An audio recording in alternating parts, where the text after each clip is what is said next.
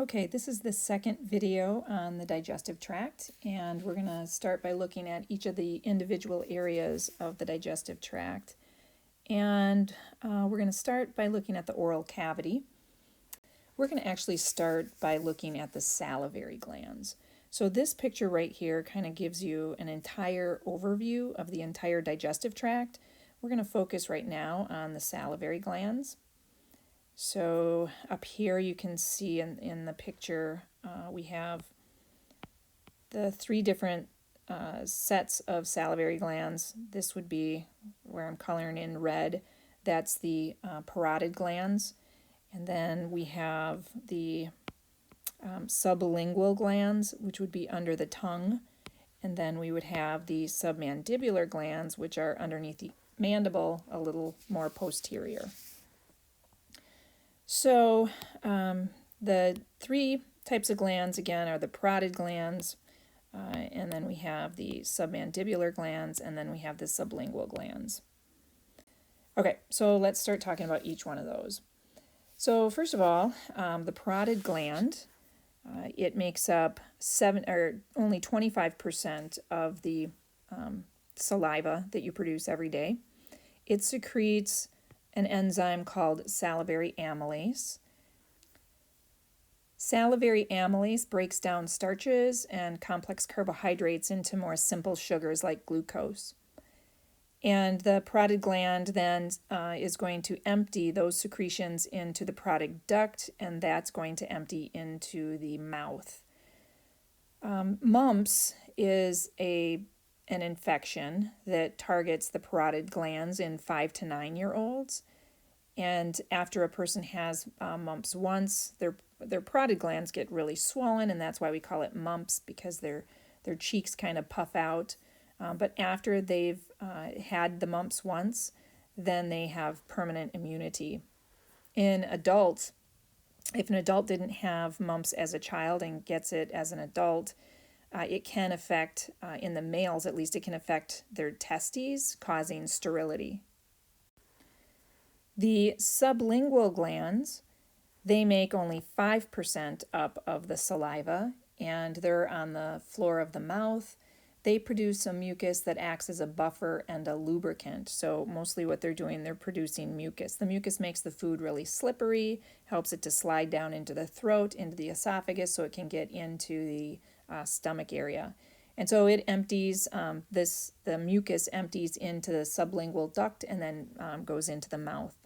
Then finally we have the submandibular gland. That makes up the most amount of the saliva, 70%.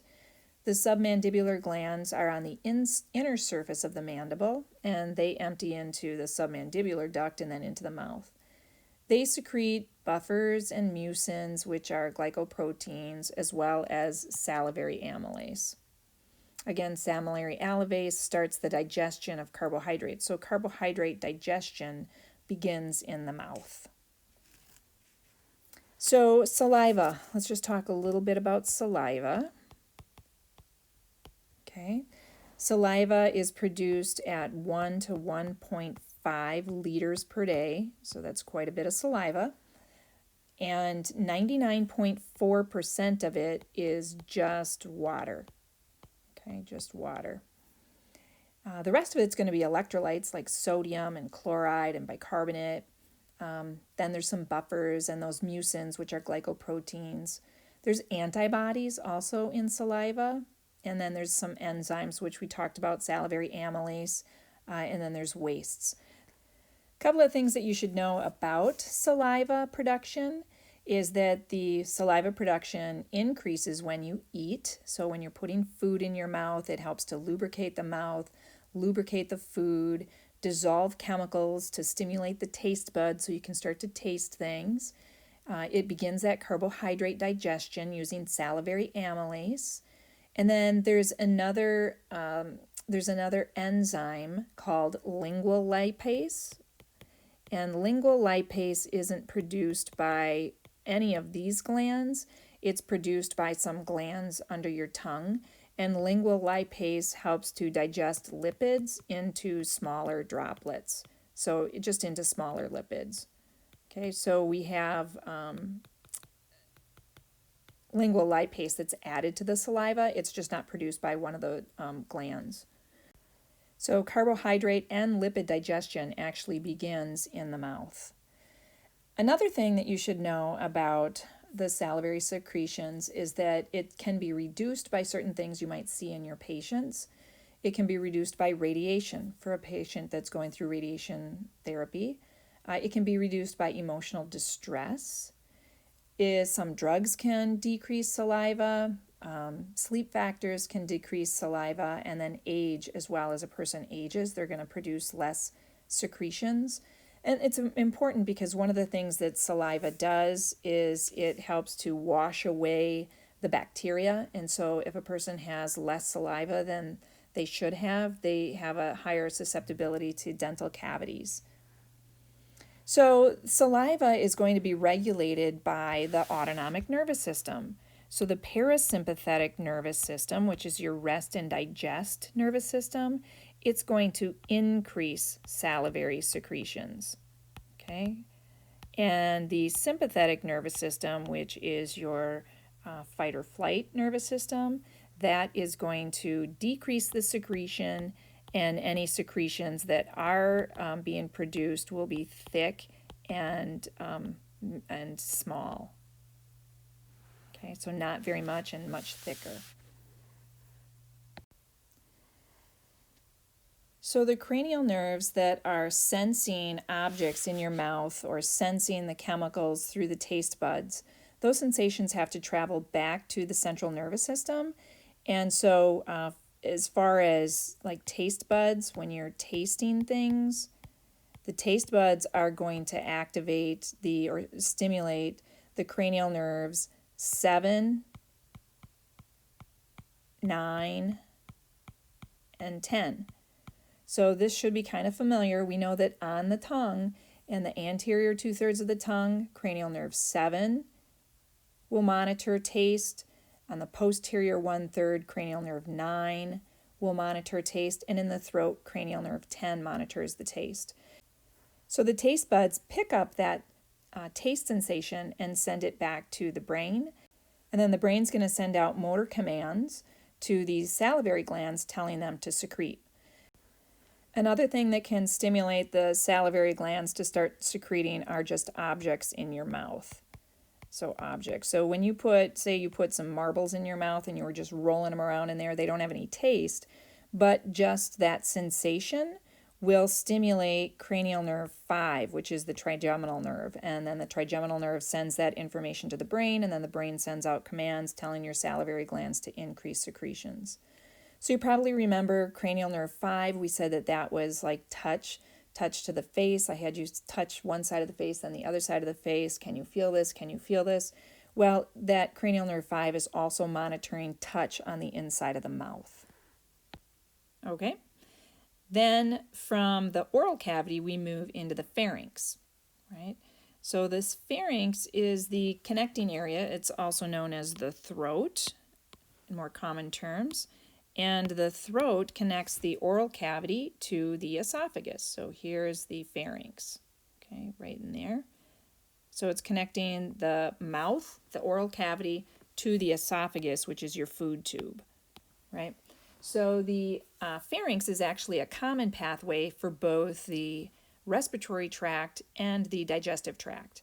It allows both air and food to pass through it. The air will be going from the pharynx into the trachea, which is in front of the esophagus, and then food will lead from the pharynx into the esophagus. Okay, so we're going to talk just very briefly about the pharynx.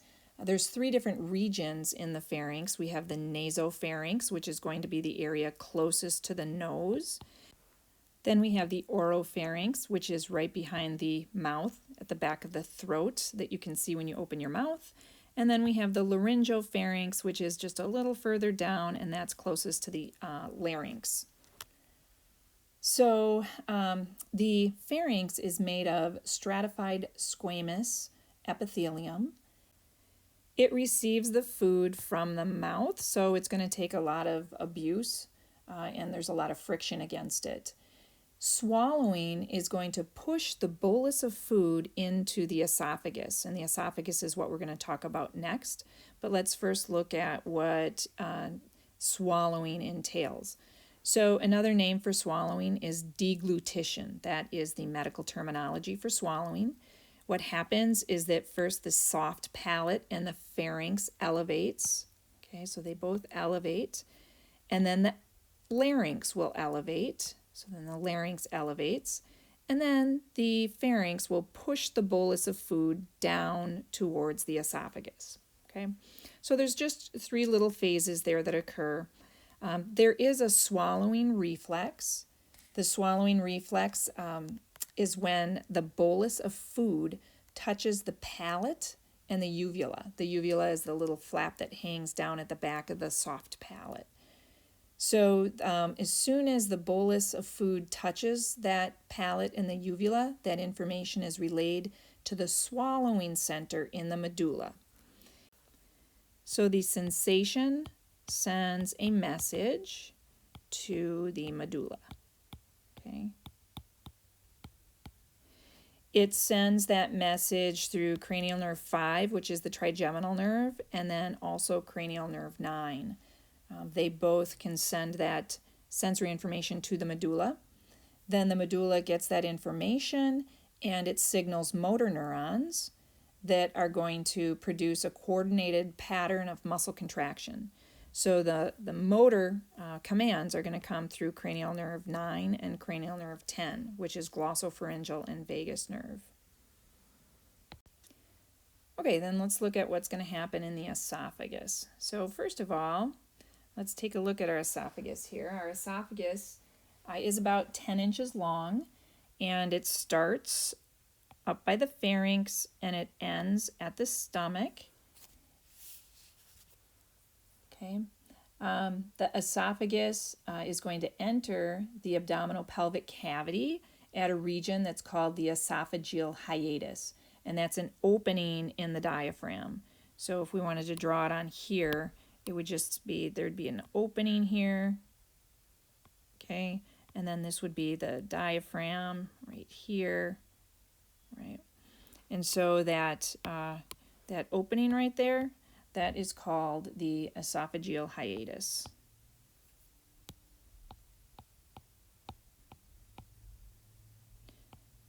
Okay, so you might have heard at times like an esophageal hernia. That's when the stomach starts to protrude up and above where that opening is. So I have the opening probably a little higher than where it actually sits. The stomach and the liver are going to bump up right against that diaphragm. The esophagus is just a tube that's going to transport that bolus of food from the pharynx into the stomach. In the esophagus, there are some glands that produce mucus to help to make it more slippery. At the top of the esophagus, there's 3 layers of smooth muscles in about the top 1/3 of the esophagus. And those smooth muscles form what's called the upper esophageal sphincter. The upper esophageal sphincter helps to prevent air from entering into the GI tract. It also helps to protect against a reflux of food moving into the airways. So we don't want food coming back up and going into those airways, and we also don't want air getting down into the GI tract. So it's helping to prevent both of those. Now at the very bottom of the esophagus, we have another group of circular muscles down here, and that is known as the lower esophageal sphincter. So the lower esophageal sphincter prevents acids and stomach contents from traveling backwards up into the esophagus. Sometimes what we see in people that have reflux is that the acids have destroyed the lower esophageal sphincter, and then the acids move up into the esophagus, leading to heartburn and acid reflux and potential for esophageal cancer. So at rest, both the upper esophageal sphincter and the lower esophageal sphincter should be closed, And then when you're actively eating and swallowing, then they would open. During vomiting, when there's a forceful propulsion of food back up from the stomach all the way out through the mouth, both the upper esophageal sphincter and the lower esophageal sphincter would have to be relaxed. They're both smooth muscles, so they're both under involuntary control. Now we're going to move into the stomach, and we're going to look at a different picture, but I'll just go over some of the things that we see right here.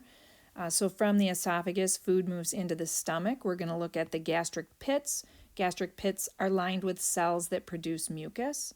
We're going to look at the gastric glands. Gastric glands have cells that release, parietal cells that release hydrochloric acid and intrinsic factor. We're going to look at the chief cells that release pepsinogen. Then we're going to also look at some of the enteroendocrine cells in the stomach. These are cells that are in between those mucus cells, and they produce things like gastrin, somatostatin, ghrelin, leptin, and obstetin. These are all hormones, so we'll be looking at those as well. And then we'll just talk a little bit about how the stomach is being controlled, how it's regulated. Here's all the different parts of the stomach. So here we can see the esophagus, and again there would be a lower esophageal sphincter right there. And then from the esophagus, the first part of the stomach is called the cardia, and then there's this large sort of a superior bump on the stomach that's called the fundus. The cardia leads into the body of the stomach, and then the stomach starts to taper down, and that is called the pylorus. Okay. There is a curve on one side of the stomach that's a little smaller curve. We call that the lesser curvature. That's on the superior part. And then there's a greater curve on the other side of the stomach that's a much larger curve. The stomach sits on the left side of the body. Okay. Inside the stomach, instead of having these circular folds, we have large folds that are called rugae. And the rugae are there because when the stomach starts to expand, because there's food in there, the rugae allow for the expansion, they flatten out. At the end of the pylorus, where it tapers down, so the pylorus is part of the stomach, but at the very end of that stomach, at the very end of the pylorus, is a smooth muscle that's called the pyloric sphincter. And the pyloric sphincter stays closed until the stomach is ready to empty. When the stomach empties, it's going to empty into the duodenum. And that duodenum is the first part of the small intestine. So let's take a look at the histology. What I want to take a look at here is the inside of the stomach. And we're looking at the cells that line the stomach. So in this picture here, you're seeing the lumen of the stomach right here. And so up in here, this is where the food would be. This is where the enzymes would be. This is where the acid would be, right? So that's where it ends up. But there's all these rugae. And so we see these rugae as these big folds, right? They're folds that go all the way down and come back up. They're just much bigger folds than the circular folds are. And then we're going to look at a closer picture of these folds because the cells that line these on the inside of these folds, they produce what we call the gastric gland and the gastric pit. So let's take a look at a big picture. We're going to blow one of those up and we're going to look inside here and we're going to see what's going on right inside those indentations. All right, so here we go. This is showing one of those huge indentations, and then that rugae would continue this way. There would be another one over there. All right, so let's look at the different cells that are lining the inside of the first part, which is called the gastric pit. So these cells are all mucus cells. Each one of these cells here are mucus, and so they're going to produce mucus.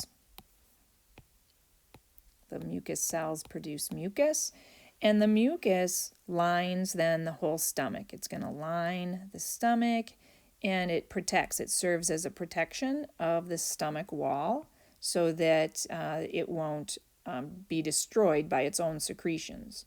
Okay, so that mucus just lines the entire stomach wall. It also makes it very difficult for anything to be absorbed through the stomach, but it is protecting it. Okay, deeper than the gastric pit is the gastric gland. Now, the gastric gland also has those mucus cells that are lining the walls of the gastric gland. Okay, but they also have other cells in between. And so those other cells, one of the other cells is called the parietal cell. The parietal cell secretes intrinsic factor. Intrinsic factor is necessary to help vitamin B12 be absorbed in the intestines. So they will secrete that intrinsic factor into the lumen of the gastric gland, and then intrinsic factor will go up into the lumen of the stomach, and it will bind to vitamin B12, and now vitamin B12 can be absorbed. Okay? The parietal cells also are going to secrete hydrochloric acid, but they secrete it indirectly. They secrete hydrogen and they secrete chloride separately, and then the hydrogen and chloride combine together to form hydrochloric acid. And then hydrochloric acid will go up into the lumen of the stomach, and it'll help to dissolve and digest proteins. So what are the functions of hydrochloric acid? Let's look at that. So number one, it kills bacteria. Okay, it kills not only bacteria, it kills other microorganisms that are ingested with the food. Number two, it denatures proteins. So it's going to inactivate enzymes in the food so that those enzymes don't cause reactions in your own body. And then number three, it helps to break down plant walls and connective tissue from meat. Okay, plant walls and connective tissue, and that way you're able to absorb those more easily. All right, let's go back up here and let's take a look at another cell that's found in the gastric gland, and that other cell is the chief cell. So the chief cells are also found in between the mucus cells and the parietal cells, right? So the chief cells secrete a substance which is called pepsinogen. Pepsinogen. Pepsinogen is an inactive enzyme. It can't work until it's activated, and when it becomes activated, it then becomes pepsin. So pepsin is the activated form of pepsinogen. It requires hydrochloric acid in order to activate it. Okay, so those chief cells are releasing pepsinogen. And once it's activated, that pepsin will end up in the lumen of the stomach as well. There's some hormones too that are produced by these enteroendocrine cells that are in the gastric gland. The enteroendocrine cells are going to be found dispersed also among these cells. So let's draw the stomach.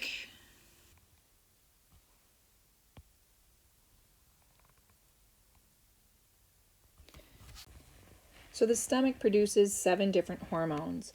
Gastrin is one of the hormones that is secreted by those enteroendocrine cells. It's secreted by G cells. We call them G cells. These G cells are going to be most abundant in the pylorus, so they're more down here than they are in the body of the stomach. And what the G cells do, what gastrin does, which is what the G cells secrete, gastrin stimulates the secretion of parietal cells and chief cells. So it increases hydrochloric acid, and it also increases pepsinogen or pepsin. So we get both hydrochloric acid and we get pepsin. Now pepsin, what its main job is to break down proteins. It's going to break down proteins into little amino acids, and hydrochloric acid is going to activate that pepsin, and it's also going to break down the connective tissue and the plant walls. Right, so we've got some really good digestion going down here by the action of the G cells. Okay. Also in the pylorus, we have mucus being released. So more mucus is being released from these mucus cells because with all the hydrochloric acid in the stomach, that could be really damaging to the wall of the stomach, but the stomach has a lot of mucus lining it, so it doesn't get damaged by the hydrochloric acid. But once the food moves into the intestinal area, now we have to have a little more exposure to the walls of the intestine so that we can start absorbing things. So the mucus from the pylorus helps to protect the intestine as the food, the bolus of food, moves towards the intestine. And actually, now we can stop calling that a bolus of food because it's been digested mechanically. It's also been chemically digested, and now we can call it chyme. So not only is the stomach using all of these enzymes that I talked about to chemically digest the food, there's also there's 3 different layers of smooth muscles. And those layers of smooth muscles are going to cause the stomach to churn and to mechanically digest all of the contents in the stomach. All right, so let's look at the food as it enters into the stomach. So remember, in the esophagus, we still had the enzymes from the saliva working. So salivary amylase and lingual lipase are trying to break down the food that you just ingested in your mouth, and the esophagus then, through peristaltic contractions, pushes that food down into the stomach. As it reaches the stomach, that food has a pH of about 4.5. Now in the stomach is producing hydrochloric acid, so it's going to decrease that pH. The hydrogen is going to be added to the solution inside the stomach, and the pH starts to drop. It takes about 2 hours for the pH to really drop, but after 2 hours, that pH is going to drop to about 2.0. So now it's getting pretty acidic, and that's from the hydrochloric acid. And then pepsin can be activated at this point. So pepsinogen becomes pepsin. Pepsin then at that lower pH level can then start breaking down proteins into smaller peptides and polypeptide chains, which can then be broken down into amino acids in the intestines, and then they can be absorbed in the intestines. So as all of this food in the stomach is being churned by the muscles of the stomach and being chemically digested, it becomes a real liquidy substance that we call chyme. The bolus of food now becomes chyme. Chyme then will be able to enter into the small intestine, and we'll see what happens to it once it's in there. Now, not a whole lot is absorbed in the stomach area, and that's for several different reasons. So first of all, there's mucus. The mucus lines the stomach wall, and it's very hard for things to get through that mucus to be absorbed into the cells and then into the interstitial fluid. The second thing is that the epithelial cells lack the transport mechanisms. So they don't really have any way to either co-transport or counter-transport or actively transport substances through the stomach wall into the stomach epithelium. The third thing is that the gastric lining is somewhat impermeable to water. So water's not going to get absorbed there, right? It's like a canteen. Water just stays inside the stomach. It's impermeable. It can't leak into the cells of the stomach. And the fourth thing is that digestion isn't complete. And so digestion isn't complete. all of these macromolecules have to be digested into smaller things. Proteins have to get digested down to amino acids. Carbohydrates have to be digested down to small, simple sugars like glucose. And then lipids have to be digested all the way down to triglycerides. And it's only those smaller molecules, the amino acids, the triglycerides, and the simple sugars, that can be absorbed. Anything bigger than that won't be absorbed. And in the stomach, most of those carbs, lipids, and proteins are only partially broken down. They're not broken down into those smallest molecules. Okay, there are some drugs, though, that can be absorbed in the stomach. For instance, ethyl alcohol. That can be absorbed in the stomach. Alcohol will be absorbed way before any nutrients in a meal gets absorbed and reaches the bloodstream. A meal that's high in fat is going to slow alcohol absorption because alcohol is lipid soluble and it will dissolve some of the alcohol, so the alcohol won't be absorbed then. So one trick to avoid alcohol poisoning is to give a person a fatty meal if they've ingested too much alcohol, and hopefully the fat in that meal will break down that alcohol and dissolve some of it. Another drug is aspirin. Aspirin is lipid soluble, so it can be absorbed through the mucus and the membranes of the epithelium. If you have prolonged aspirin use, it could actually lead to gastric bleeding, since the aspirin does make its way through the mucus lining, and as it breaks down that mucus, and it exposes then those epithelial cells to the hydrochloric acid. So then the hydrochloric acid can damage those cells. Patients with stomach ulcers should definitely avoid aspirin. Okay, now we're going to talk about regulation of the stomach. What causes these cells to release their enzymes and to start the digestion process and to increase motility in the stomach? So first of all, we have the central nervous system. The central nervous system can control production of acids and enzymes. Second thing is we have these short reflexes. These short reflexes are going to be through what we call the enteric nervous system, right? And then finally we have the hormones, and the hormones are going to regulate when those cells will release those enzymes. So the central nervous system is sending information through that parasympathetic nervous system.